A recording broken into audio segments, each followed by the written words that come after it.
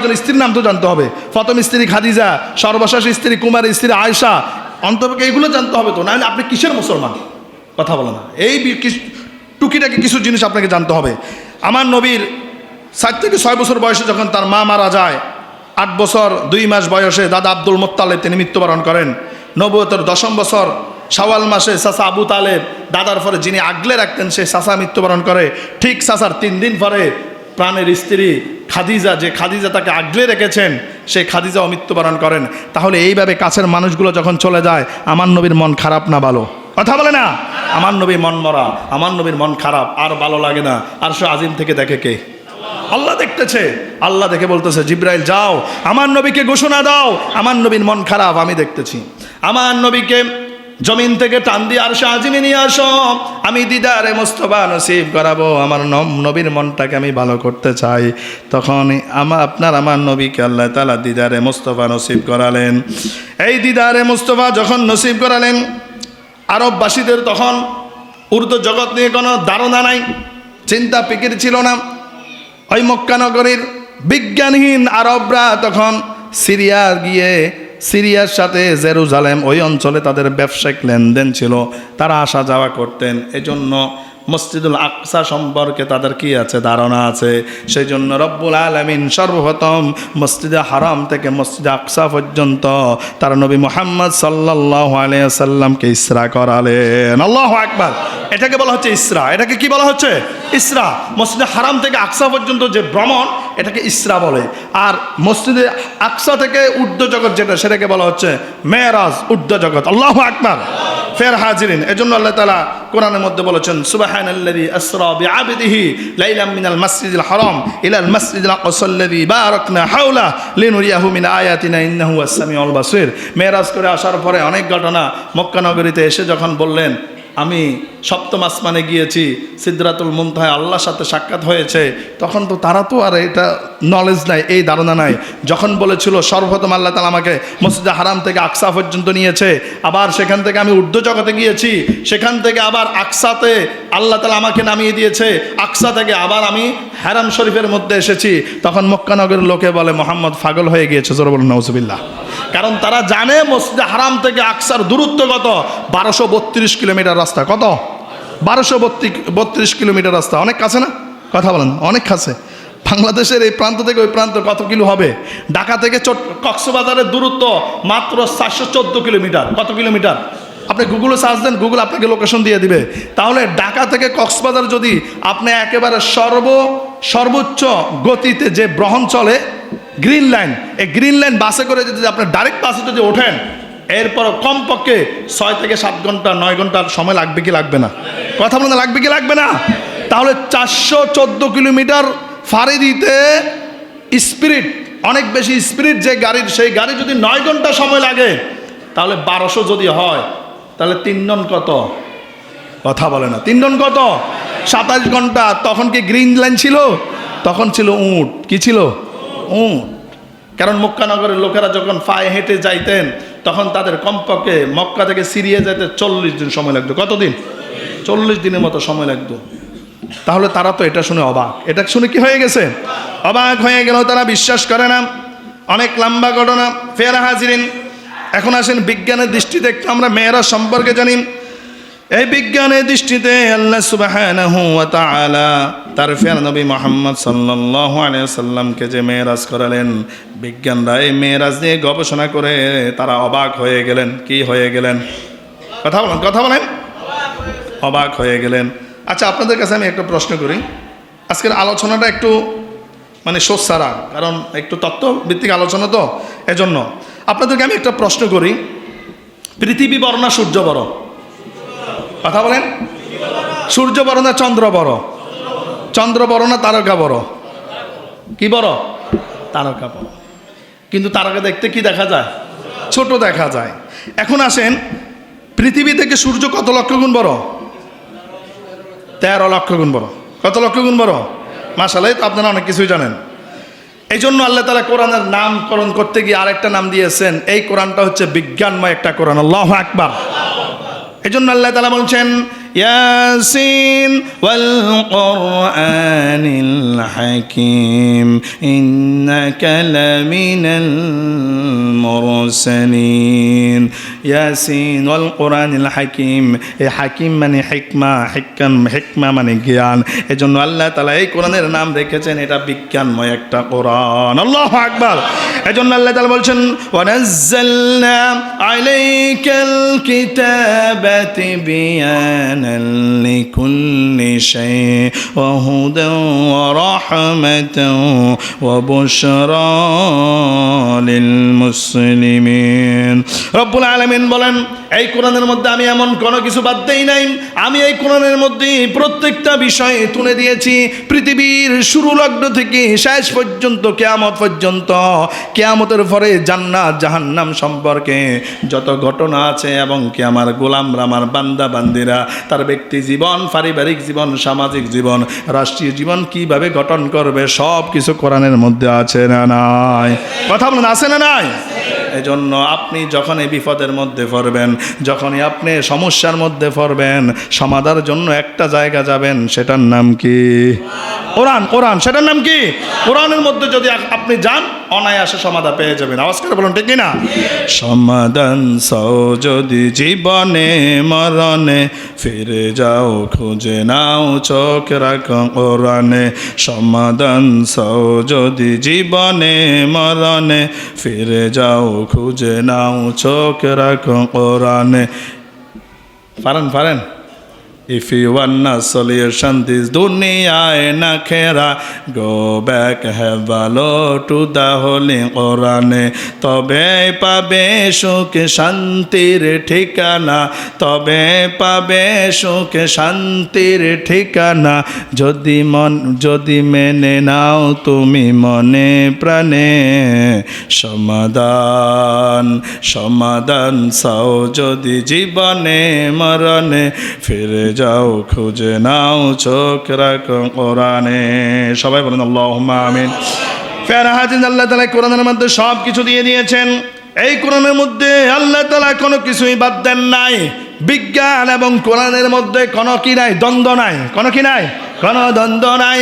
বরঞ্চ বিজ্ঞানরা গবেষণা করতে গিয়ে যেখানেই তারা বেজে যায়, যেখানে তারা স্টপ হয়ে যায়, আর জ্ঞান থাকে না, তখন তারা জানার জন্য, গবেষণা করার জন্য কোরআনের মধ্যে আসে, ঠিক কিনা?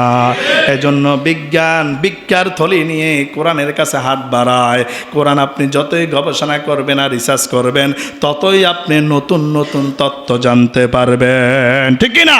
কিন্তু আমরা তো কোরআনে মানি না, আমরা শুধু নামাজের মধ্যে কোরআনটাকে মেনে নিই, আছে না নাই?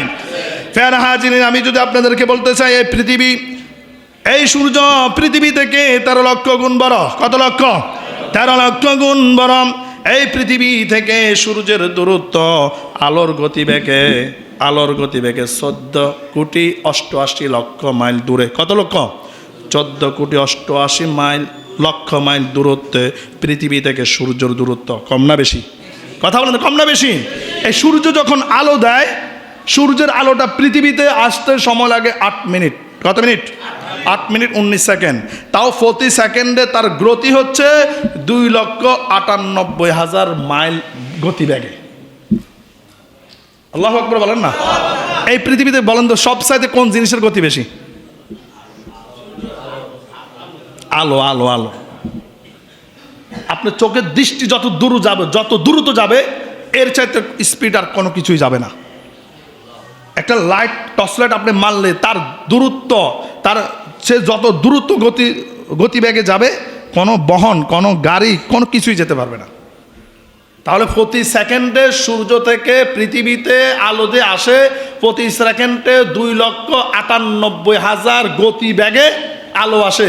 সেই আলো পৃথিবীতে আসতে সময় লাগে 8 মিনিট 19 সেকেন্ড। কত সেকেন্ড? 8 minute 19 second. ফের হাজির, এবার আসেন, সূর্য যে আমাদেরকে তাপ দেয়, যদি এখন বেশি শীত লাগতেছে, ঠান্ডা লাগতেছে, এই সূর্যের তাপ 1,40,00,000 সেলসিয়াস। কত কোটি? 1,40,00,000 সেলসিয়াস। কিন্তু চৈত্র মাসে যখন আমরা গরম বেশি লাগে, কত সেলসিয়াস? 40 থেকে 50। মাত্র 40 থেকে 50, সেটাও আমরা সহ্য করতে পারি না। 100 দিলে বাঁচার কোনো উপায় আছে? কথা বলেন, বাঁচার কোনো উপায় আছে? কোনো উপায় নাই। এই জন্য আল্লাহ তাআলা যে আমাদের জন্য কত বড় একটা রহমত, মানে আল্লাহ তাআলা আমাদের জন্য যে কত, মানে আমাদেরকে নিয়ে যে আল্লাহ তাআলা কত চিন্তা করে, এটা কেন ইমাজিন আপনি কল্পনা করে কি করতে পারবেন না, শেষ করতে পারবেন না। এরপরে তো আমরা নামাজ পড়ি না। আজকে যদি জিজ্ঞেস করি ফজর নামাজ কয়জন পড়ছেন, কারণ আমি জানি তো এখানে জামাত কয়টা, কয় কাতার জামাত হয়, কয় কাতার হয় আমি জানি না, কিন্তু আমরা মুসলমান। যে নিয়ামত আপনি ভোগ করতেছেন, এই নিয়ামতের শুকরিয়া আদায় করে তো আপনি কি করতে পারবেন না, শেষ করতে পারবেন না। ফের হাজিরিন, এখন আসেন, এই বিজ্ঞানরা যখন গবেষণা করতে শুরু করলো, বিজ্ঞানরা যখন গবেষণা করতে শুরু করলো, মহাকাশ নিয়ে যখন গবেষণা করতে তারা শুরু করলো, তখন তারা অবাক হয়ে গেল। কি হয়ে গেল? অবাক হয়ে গেল। কেন ইমাজিন, একটাবার আপনি চিন্তা করার বিষয় যে আল্লাহ তাআলা মুসা আলাইহিস সালামের উম্মত, ইব্রাহিম আলাইহিস সালামের উম্মত, ঈসা আলাইহিস সালামের উম্মত, কোন নবীর উম্মতদেরকে চন্দ্রগ্রহ নিয়ে, সূর্যগ্রহ নিয়ে, মঙ্গল গ্রহ নিয়ে গবেষণা করে নাই, বিমান নিয়ে গবেষণা করে নাই, চিন্তা ফিকির করে নাই। আখির নবীর উম্মত আকাশের মধ্যে কিভাবে উঠতে হয়, কিভাবে মঙ্গল গ্রহে ঘর করতে হয়, কিভাবে মঙ্গল গ্রহে বাড়ি করতে হয়, এই চিন্তা ফিকির আছে না নাই? কথা বলেন, আছে না নাই? আমার আল্লাহ তাআলা জানেন এমন কিছু মানুষ কিয়ামতের আগে পৃথিবীতে আসবে, পৃথিবীতে থাকতে চাইবে না। তারা শূন্য আকাশ নিয়ে গবেষণা করবে, তারা মহাকাশ নিয়ে গবেষণা করবে, তারা চন্দ্রগ্রহ নিয়ে গবেষণা করবে, মঙ্গল গ্রহ নিয়ে গবেষণা করবে। এজন্য তার নবী, তার রব্বুল আলামিন এজন্য তার ফেরা নবী মুহাম্মদ সাল্লাল্লাহু আলাইহি সাল্লামকে এমন জায়গায় দিদারে মুস্তাফা নসিব করালেন যেখানে মানুষ কঠিন কালেও যাওয়া সম্ভব না। আল্লাহু আকবার। এরপরও তো আমরা আল্লাহর ভয় আমাদের অন্তরের মধ্যে নাই। কথা বলেন। ফের হাজিরিন, রব্বুল আলামিন বলছেন হুয়াল্লাযী জাআলা শামসা দিয়া ওয়াল কমারা নূরা ওয়া কদ্দারাহু মানাজিলা লিতাআলামু আদাদাস সিনিনা ওয়াল হিসাব। আল্লাহ তাআলা বলে আমি সূর্যটাকে তাপ দিয়ে সৃষ্টি করেছি, আল্লাহু আকবার, চন্দ্রটাকে আলো দিয়ে সৃষ্টি করেছি, আর তারকাটা কেন সৃষ্টি করলাম? ইন্না যায়্যানাস সামা দুনিয়া বিজিনাতিল কাওয়াকিব, আমি প্রথম আসমানটাকে সৌন্দর্য মণ্ডিত করার জন্য অসংখ্য তারকা দিয়ে প্রথম আসমানটাকে আমি সাজিয়ে দিয়েছি, আল্লাহু আকবার। এই যে এখন একটা বিয়ে বাড়ির মরিচা বাতি চলে, আমরা দেখি সন্ধ্যা, এই সিস্টেমটা কোথা থেকে এসেছে? এই যে আকাশে অসংখ্য তারকা, এই তারকার সৌন্দর্য দেখেই এটাকে কি করা হয়েছে?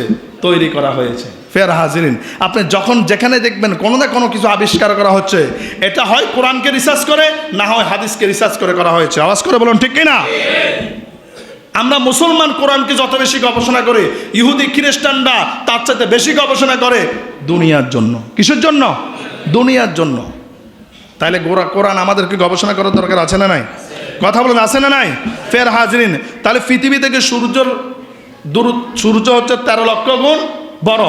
একটা সূর্য যত বড় 1700, 100-200 না, 1700 সূর্য একটা তারকার ভিতরে এঁটে যাবে, বসে যাবে। আল্লাহু আকবার। তার মানে এক একটা তারকা কত বড়?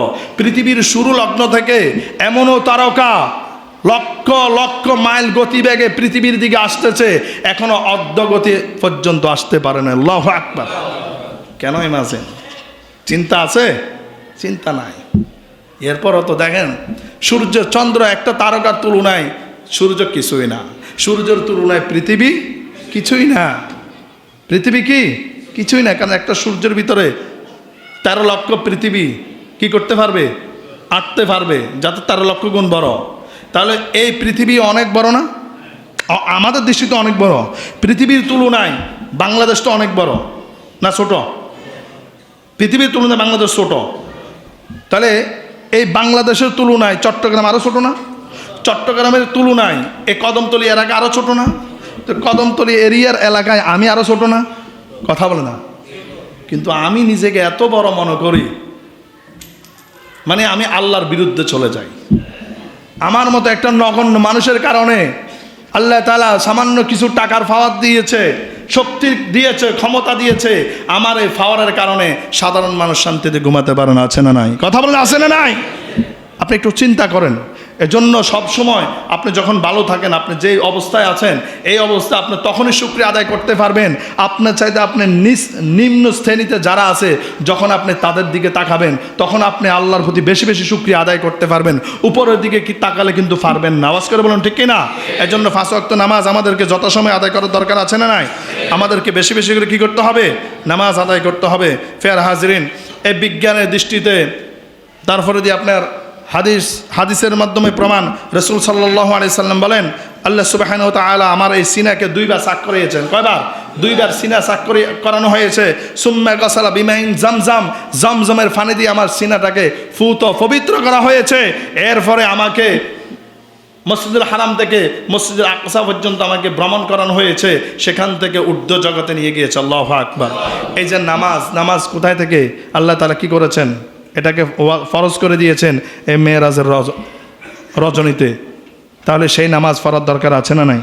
50 ওয়াক্ত নামাজকে কি করা হয়েছে? ফরজ করা হয়েছে। সেই জায়গায় মুসা আলাইহিস সালামের কথা অনুসারে আপনার আমার নবী যেতে যেতে সর্বশেষ 5 ওয়াক্ত এনেছে। এই 5 ওয়াক্ত নামাজ আল্লাহ তাআলা বলেছেন, কোন ব্যক্তি যদি 5 ওয়াক্ত নামাজ আদায় করে আমি আল্লাহ তাআলা 50 ওয়াক্তের সওয়াব তার আমল নামে দিয়ে দিব। আল্লাহু আকবার। কিন্তু সেই নামাজও তো আমরা পড়ি না। নামাজ পড়ার দরকার আছে? কোরআন মানার দরকার আছে? Your personal life with Quran, your family life with Quran, your social life with Quran, your national life with Quran. আপনি যদি কোরআন দিয়ে আপনার ব্যক্তি জীবন, পারিবারিক জীবন, সামাজিক জীবন, রাষ্ট্রীয় জীবন যদি আপনি গঠন করতে পারেন, শান্তি আছে না নাই? কথা বলেন, আছে না নাই? পরিবারের মধ্যে যদি কোরআন থাকে, পরিবারের মধ্যে শান্তি দিবে একজন, তিনি কে? আপনার ব্যক্তিগত জীবনে যদি কোরআন থাকে, শান্তি দিবে কে? দেশের মধ্যে যদি, পার্লামেন্টে যদি কোরআন থাকে, দেশের মধ্যে শান্তি দিবে কে? এজন্য পরিশেষে কোরআন ছাড়া কিচ্ছু নাই। কোরআন আছে যেখানে, আমরা আছি যেখানে, কোরআন আইন থাকবে যেখানে, আমরা থাকবো সেখানে। 5 ওয়াক্ত নামাজ পড়ার দরকার আছে না নাই? কথা বলেন, আছে না নাই?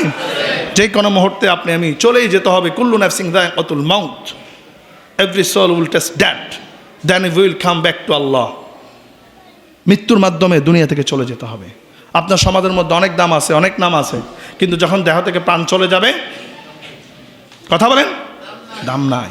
আমরা স্বপ্ন বালিশের নিচে গিয়ে এরপরে ঘুমাই, আবার ঘুম থেকে উঠি বালিশের তল থেকে স্বপ্নটা নিয়ে আবার স্বপ্নের পিছনে দৌড়ে। আছে না নাই? কথা বলেন, আছে না নাই? কারণ আপনি রাত্রে যখন ঘুমান আপনি স্বপ্ন দেখেন আগামীকালকে আমি এটা করবো সেটা করবো, তার মানে আপনি স্বপ্নটা বালিশের নিচে রেখেছেন।